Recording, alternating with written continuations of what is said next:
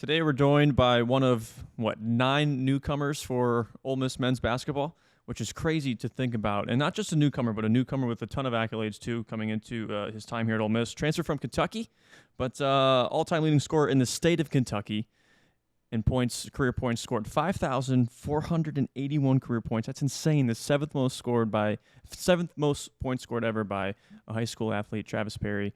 Sir, thanks for joining us, man. We really appreciate you. Welcome to the Manning Room. Yes, sir. Yeah, appreciate you having me. Yeah, is it a little weird just like looking at a bunch of pictures of Eli Manning? Yeah, that's what I was looking around trying to figure out what all the pictures was, but figured out he's in every single one, so that kind of resonated with me pretty quick. Yeah. Yeah. They are the legends here. Welcome to Ole Miss. Thank you. I know you were here for media availability last week. You got the chance to talk to some media members, but for those that maybe have missed that, why'd you pick Ole Miss? What stood out about Chris Beard and the Rebels in your transfer portal process? Yeah, like you said, Coach Beard was, he recruited me very heavily in high school, ever since he got the job here at Ole Miss. So had a great relationship with him. Me and my family, my dad especially, like we talked to him all the time. Just kind of felt like a lot of trust in him, trust in his system, and we know he wins at the highest level. Like he's proven that. So that was something that was very important to me. But just kind of his vision for me coming here whenever I got in the portal was something that was really intriguing and something I'm very excited about. Very excited to be here. And since I've been here, they talk about the KD schedule and like the schedule and everything of how player development is going to be, how you're going to get better. And I've already seen that, and I'm very happy with it so far. So I love Coach Beard, love his system, love the guys that we've got on the team. So I'm very excited about it. So you're a true sophomore. So you're going to be here for some time. Has anything about Oxford surprised you, or is it kind of what you thought? Kind of like we were talking about a little bit earlier, the rain has stopped a lot of the plans we've had so far. Obviously, Oxford's a great town. I've been here for a couple football games, basketball games, stuff like that. But no, I'm excited for when all the students get here and I get to have my family down a little bit, play some golf. Hopefully that'll be at the top of my list, and just kind of enjoy it. It's a great college town. The square is great. We've been there a couple times. Getting some food, some frozen yogurt, just little things. But now Malik and the guys are doing a good job of getting us acclimated to it. Yeah, I'm about to actually bring that up next. Nice little segue. 12 newcomers on this basketball team this year.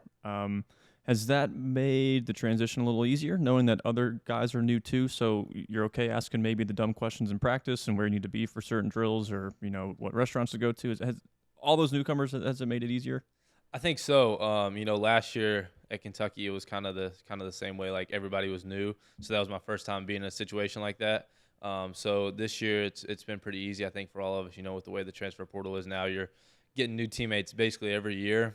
So I think we have a great mix of guys like Malik, Zach, Max, Eduardo, those guys that were here last year that can kind of teach us about the system a little bit off the court, teach us about the environment here, and then a mix of guys that are like hungry, new, have outside information, outside ideas, outside questions to grow our learning for everybody together. But I think it makes it good. I think it's a great way to grow culture quickly. You got to learn each other quickly, learn to love each other quickly, and I think we're doing a great job of that. So I want to talk about your prep career. I mean, I feel like we have to. Again, I went down a rabbit hole last night. It was so much fun to read about your guys' state high school championship run. There's a book about it. I did. Have you read the book? I have. Yes, sir. Yes, sir, I have. So obviously don't spoil I don't want to spoil things for the author. Yeah. I mean, buy the book if you want to read it. But why was that run so worthy of a Hollywood script per se? Yeah, I mean, if people don't know about like where I'm from, it's Eddyville, Kentucky. It's a small town in western Kentucky. We're really kind of known for the lakes, or we have the Kentucky State Penitentiary is kind of what we have there. It's a big tourist attraction, but there's not many people who live there. Like the high school is small, like 270 kids in it. You've got like 65 kids in your grade with you, so it's very small. And Kentucky is different the way they do like high school basketball. It's not class, so like I think Mississippi is this way. Like it's 1A through 6A or whatever. Like you play for 1A has a state champion, 2A has a state champion, 3A state champion, and so forth. Kentucky doesn't have that. Kentucky has 1A through 6A, I guess, all play one state tournament. So Lyon County had never made it to the state tournament before.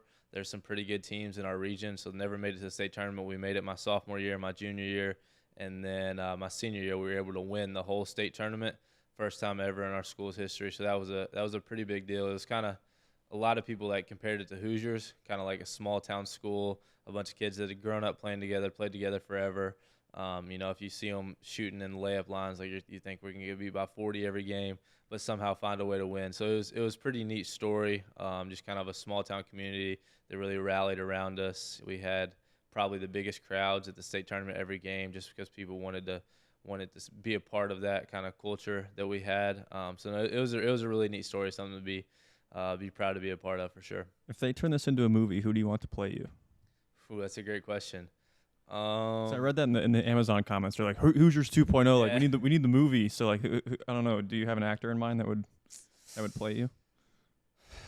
Maybe Glenn Powell. Yeah. Glenn Powell. Dude, I see the resemblance. Yeah. See, that's kind of what I was thinking. Yeah. I was hoping you were gonna say that. Yeah. Use a little CGI to de-age him a little bit. Yeah. Dude, sure. He's already playing Chad Powers in a college quarterback. So of course, sure. Glenn could totally play you. And you won the state championship too with two of your longtime best friends that you've known since second grade, Brady Shoulders and Jack Reddick. What was it like winning with them, playing with them for so long, and achieving that dream together?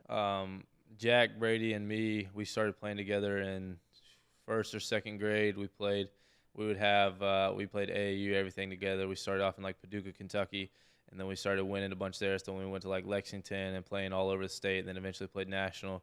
But we would play like every weekend. We'd play like, so say we're in fifth grade, we would play in the fifth grade division. Then we'd have another team in the sixth grade division and the seventh grade division. So we'd play all weekend. So that's all we did growing up was play sports together. So I've been with those guys my whole life. So yeah, about probably, we won the state tournament, like just AAU for like 4 years in a row, third, fourth, fifth, sixth, or whatever.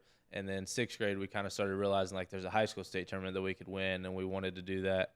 And to be able to accomplish that with Jack and Brady playing with me, and then with my dad coaching, like it was really neat for us. It was that, that's why there's a book about it. It was a storybook kind of thing for us. You all still keep in touch?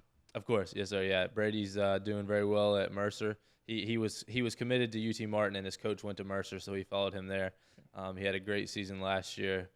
He's going to be in Oxford quite a bit. His girlfriend goes here, so he's going to be excited to visit the both of us, I think. And then Jack's at Florida Gulf Coast still. He had a good first year. I think he's going to have a really big role this year, so he's excited about it. And it's not bad being in Florida, living on the beach, being in Fort Myers. Like, get out of practice, go study on the beach. That's kind of his life right now. So he's got a good thing going too. I've been to Florida Gulf Coast, and it's like you said, the beach is right there, and it's right like, there. okay, Yeah. we get it. Yeah, for sure. You mentioned your dad was your high school coach. What was that dynamic like for you? Yeah, it was pretty good. He was my coach from first grade on. He was my AAU coach forever until I got with Indiana Elite my freshman year. So I, like younger days, it was pretty rough. Like I was a little bit of a soft kid, so he had to toughen me up quick. He would throw visors at me, throw clipboards at me, throw pretty much anything he could at me. And Brady's dad was always the assistant coach, and he would come out on the floor and pick up the visor and tell me that I was doing great and all that stuff after my dad had just belittled me. But by the time I got to high school, it was really fun just to be able to not only be coached by him every day, like he pushed me so hard, obviously, but to just be able to hang out with him every day. Like that's something that I probably took for granted a little bit, just being able to go to practice and have my dad there, getting to coach me and hang out with him for multiple hours every day.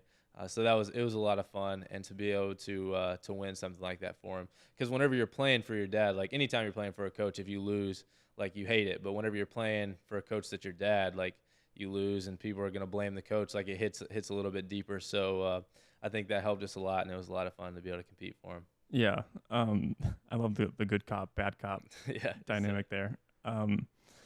So more on your prep career. You passed a Kentucky legend. I mean, you broke the state's scoring record by 1,144 points. I mean, you're also second all time in made threes, second all time in field goals made. I feel like the more I go on and on, we're going to be here for another 20 minutes of free throws made, career steals, like everything. But yet, I sit here and I talk to you, and like I wouldn't know that. I read a lot about your character too, and how you're a team guy. When you won Mr. Kentucky basketball, like you gave so much credit to your teammates. There, I don't feel like there was no me or no I in that speech. Where did this where did your character come from? I'm curious. Yeah, really, my dad and my mom. Like I said, I got to spend a lot of time with my dad.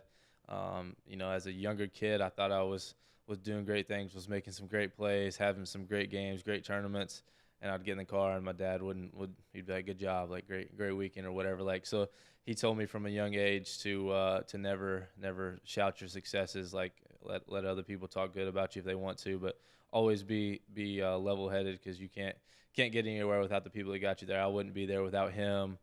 Wouldn't be there without my mom, without the sacrifices they made for me. So just kind of keeping it in perspective that it's just basketball. It's more important to be a good person than it is to be a good basketball player. So I've always tried to be as humble as possible in that regard. And like you said, it comes from having a lot of great people around you, having a good faith. God's bigger than anything on this earth. So knowing that's the most important thing, I think, has helped me through it all. Mentioned all the points scored, the steals, the 3-pointers, things of that nature, but you also went through high school with the 4.0 GPA.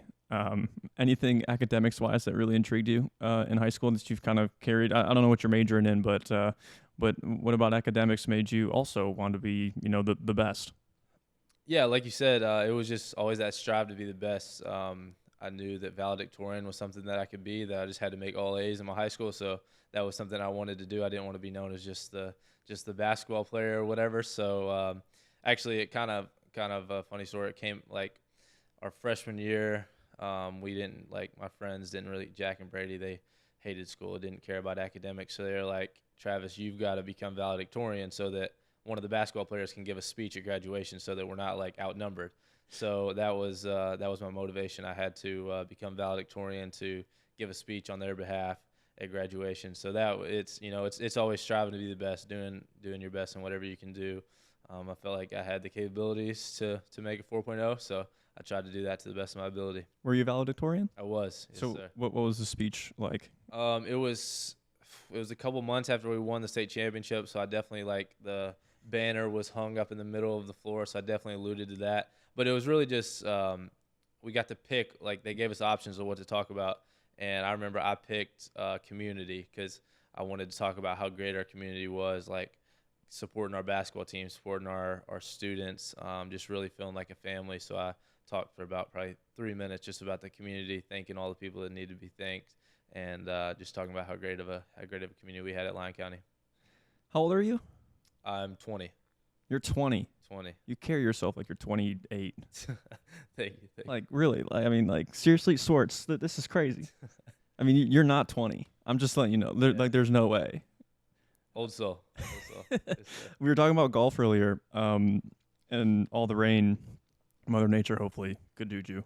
We'll see what happens. But you're also a state qualifier in golf. When did you pick up golf? And when did you realize you were pretty freaking good at that too?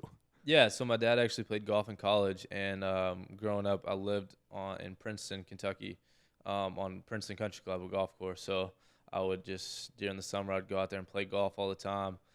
So I played a lot. Actually, it was probably I don't want to say my first sport. I was better at it whenever I was younger. I would play all over the state, a couple of states around here, and I played a lot of tournaments, won a lot of tournaments. And I actually Emma Talley went to the University of Alabama and played golf. She won the national championship there. She's from Princeton, so she played on the same course that I grew up on. And she took me to her trainer, and he was like, he did a lesson with me, and he was like, I'll take you as I'll train you. You'll make it on tour, but you've got to quit all the other sports and just play golf. So That was in probably 4th grade, and I quit golf after that and just started playing basketball. And so that was kind of the end of golf for me until COVID. COVID kind of brought it out for me. There was nothing to do, couldn't do anything, so I started playing again then, and realized there was a high school golf team, and I could go out there, play for free, play all the time, play in some tournaments, and had some success doing that. So it was a lot of fun. Dang. There's nothing you haven't done.